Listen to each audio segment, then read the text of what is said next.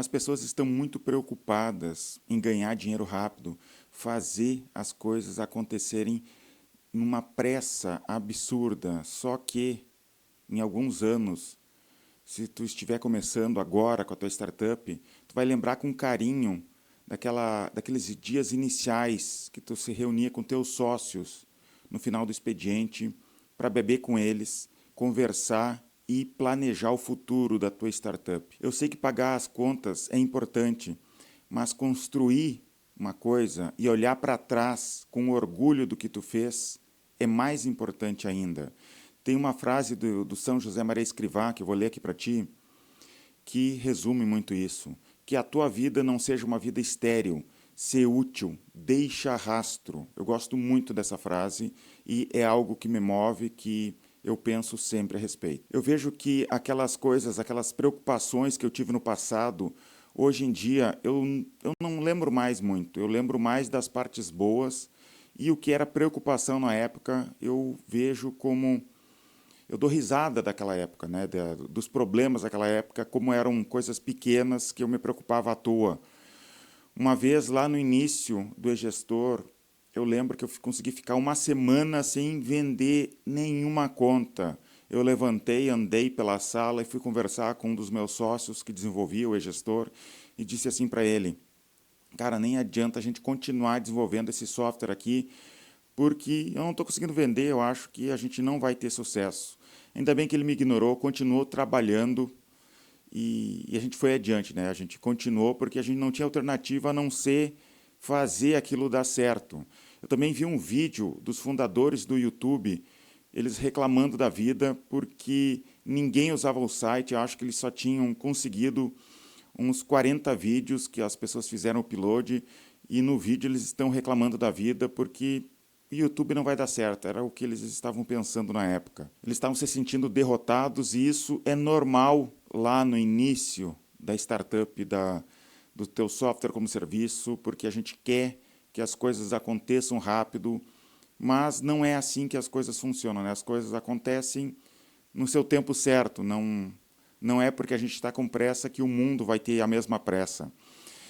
Eu lembro de guardar todos esses problemas para mim na época, porque eu tinha uma namorada, minha atual esposa agora, e sempre que eu chegava para ela para conversar sobre esses problemas, no final eu acabava tendo dois problemas, a preocupação dela e o problema que eu já tinha antes. Então eu percebi com o tempo que eu tinha que guardar todos esses problemas para mim, para não ter dois problemas, né? Ainda bem que isso passou, que os problemas passaram, que minha esposa amadureceu também, né? Então o tempo amadurece as pessoas. E falando em amadurecimento, eu acredito também que a minha empresa amadureceu. Muita gente séria trabalhando aqui hoje, né? Não era assim no passado. A empresa, quando tu entra aqui, tu percebe um ar de seriedade que a gente não tinha no passado. A gente aprendeu a contratar, a gente construiu uma cultura na empresa aqui de profissionais. Então, é diferente do que era no passado, né? Tinha uma época que eu conseguia também conversar com todos os funcionários, todo mundo era amigo, porque dava tempo de sentar, conversar com todo mundo no café, no dia a dia. A gente conseguia conversar com todo mundo, mas ao mesmo tempo não tinha esse amadurecimento que a gente tem hoje, né? Dessa empresa mais profissional, mais sisuda, que está todo mundo trabalhando. Não que eu esteja reclamando, não, eu acho que faz parte do processo da empresa esse amadurecimento, mas ao mesmo tempo dá saudade, né, daquela algazarra que era no início, o ambiente era todo mundo fazendo piada, sem noção, inventando coisa, conversando, muito... Acontecia muita coisa que era, como que eu vou dizer, não era eficiente, né? Então, tinha muita bobagem durante o tempo ali, tinha estagiário e funcionário que usava a empresa de uma maneira só para financiar a festa. Eles vinham, fingiam que trabalhavam, a gente fingia que pagava também, porque a gente pagava pouco, porque a gente contratava estagiário de qualquer maneira ali, não tinha um método de contratação, de treinamento, então a gente fingia que pagava e eles fingiam que trabalhavam. e era uma época que era como se fosse a infância e a adolescência da empresa. Eu sinto falta dessa época, mas não estou reclamando, né? Eu gosto de agora também dessa parte adulta da empresa.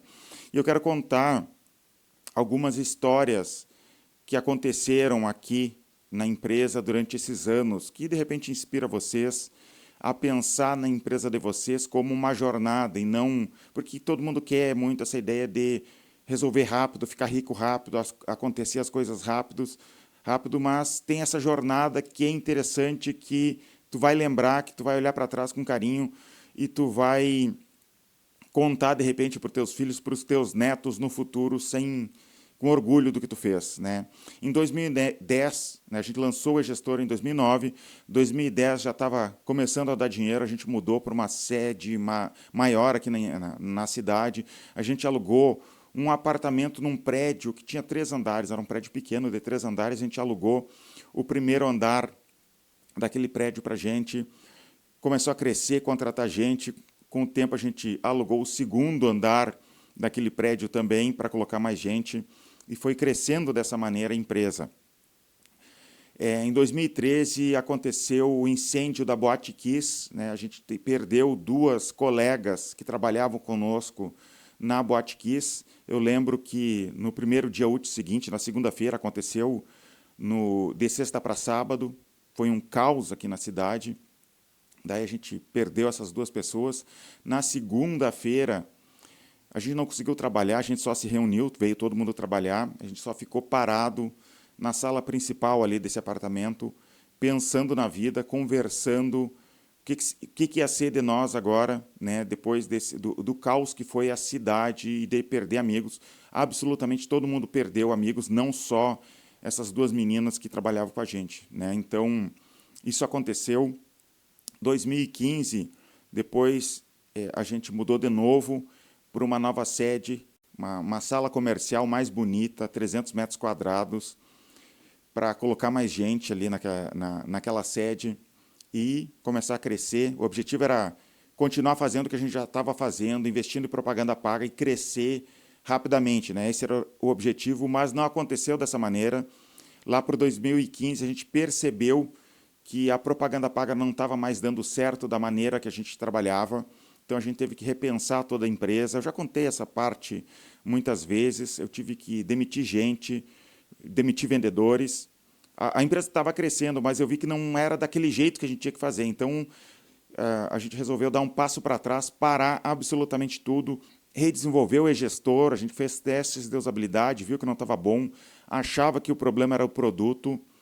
Com o tempo a gente percebeu que o problema não era o produto, a gente não tinha processo de venda, a gente não tinha um marketing eficiente, mas a partir de 2015, então, teve esse passo para trás, a gente parou de gastar tanto dinheiro com propaganda paga, juntou dinheiro para a gente, e a partir de 2017, então, 2016 a gente terminou o gestor, 2017 a gente foi investir em marketing, em SEO, a gente foi investir em processos de venda, contratou consultoria de processos de venda para nos ensinar a contratar vendedores, como organizar a nossa equipe de vendas aqui para continuar crescendo a empresa. Esse era o objetivo. A partir de 2017 a gente fez isso, foi muito interessante, a gente viajou por muitas cidades no Brasil. Eu paguei patrocínio de um evento, a gente viajou para diversas cidades do Brasil.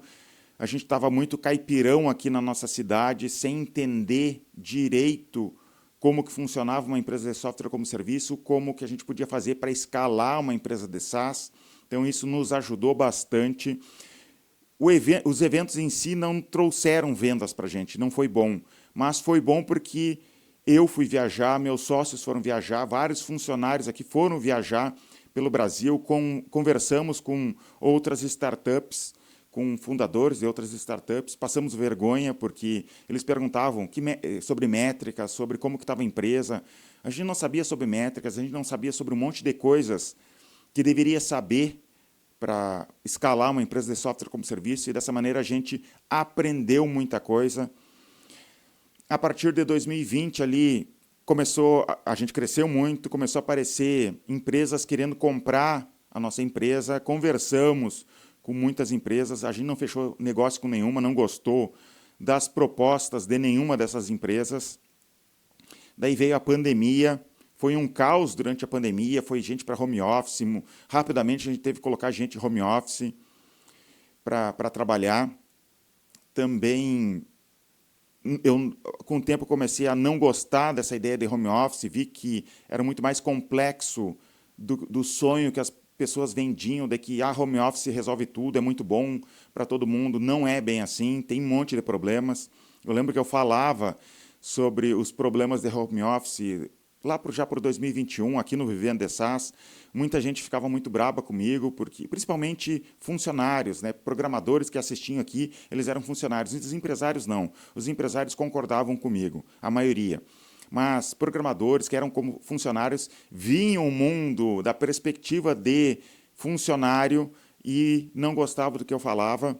Diziam que eu não era um bom gestor porque era só falta de comunicação. Se eu aprendesse mais, de repente, o home office ia funcionar muito mais, mas eu não discordo, de repente eu não era um bom gestor mesmo.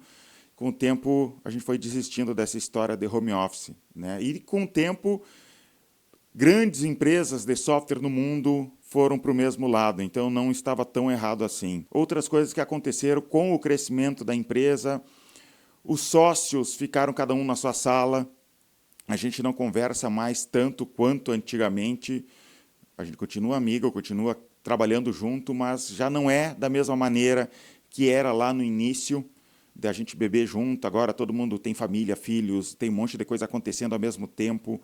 As coisas mudam, né? Então, a vida acontece e as coisas mudam conforme a tua startup cresce. E é basicamente isso que eu queria falar para você, só mostrar como é a perspectiva do crescimento de uma empresa, do que acontece conforme o tempo vai passando dentro da tua startup, e por mais que tu queira ganhar dinheiro rápido, que tu queira que a tua startup cresça muito rapidamente, tu tem que saber que tu vai gostar de lembrar daquela época, daquele início, e tu vai gostar, vai ter orgulho dessa jornada toda que tu teve como empreendedor, né? Então é isso por hoje, espero que tenham gostado desse vídeo. Dá uma olhada aqui na descrição do vídeo, o link para a plataforma Vivendo de SaaS. Se tu quer aprender a escalar uma empresa de SaaS, se tu quer saber mais sobre como eu fiz aqui na nossa empresa, como outros empresários fizeram nas empresas deles, porque tem entrevistas com empresários na plataforma, entra aqui na plataforma, compra a plataforma que eu acredito que tu vai gostar bastante, tá? Muito obrigado. Deixa um comentário aqui embaixo o que tu achou desse vídeo. Gosta desse tipo de vídeo aqui? Deixa um comentário e nos vemos nos próximos vídeos.